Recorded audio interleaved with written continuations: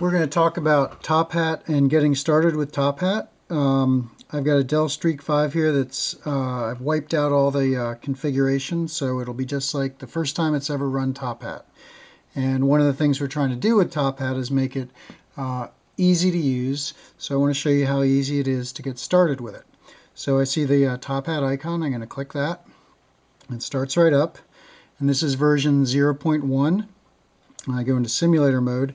And the first thing you see is a list of things that need to be set up. And it says not configured, etc. because I've never run it on this device. So first thing I do is I'll just go down this list by one. Click on Site Files. And I need a map, a waypoints, and an airspace file. Now I actually have already downloaded these files from the Turnpoint Exchange. So if I click on that, I see my map file. If I click on the waypoints, I see the waypoint file. If I click on airspace, I see the airspace file.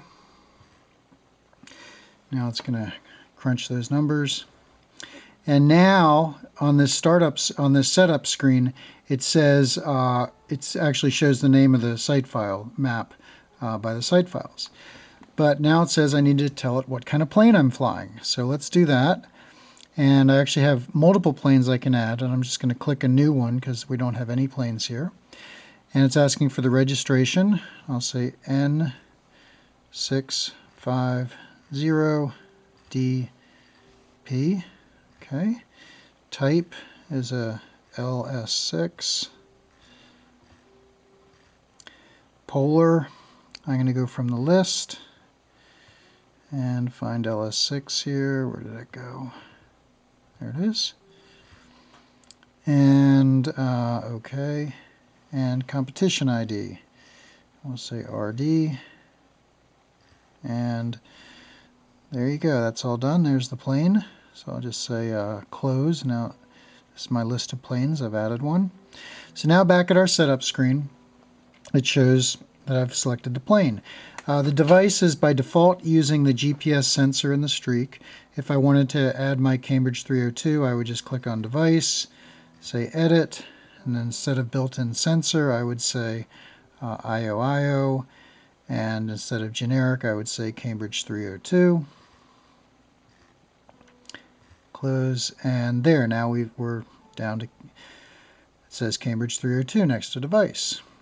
Safety height, let's come back to that. First, let's do nationality. And it says nationality unknown. I'm just going to say American.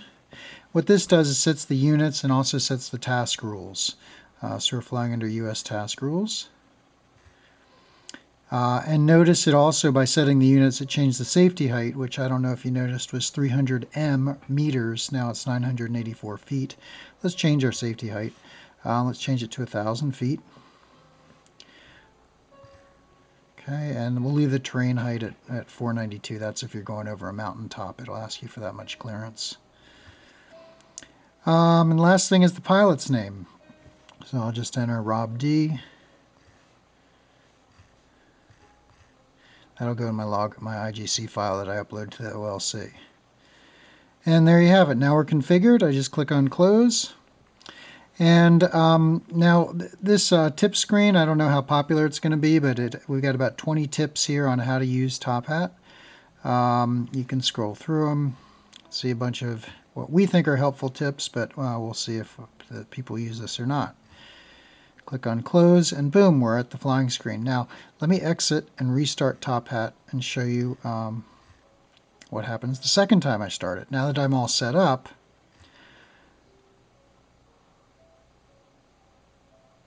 I don't see my setup screen because it only showed me that setup screen because it knew things were not configured.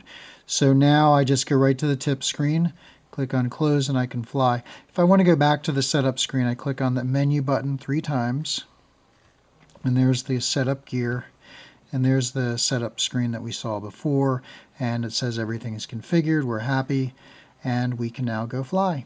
And that's how easy it is to get going with Top Hat.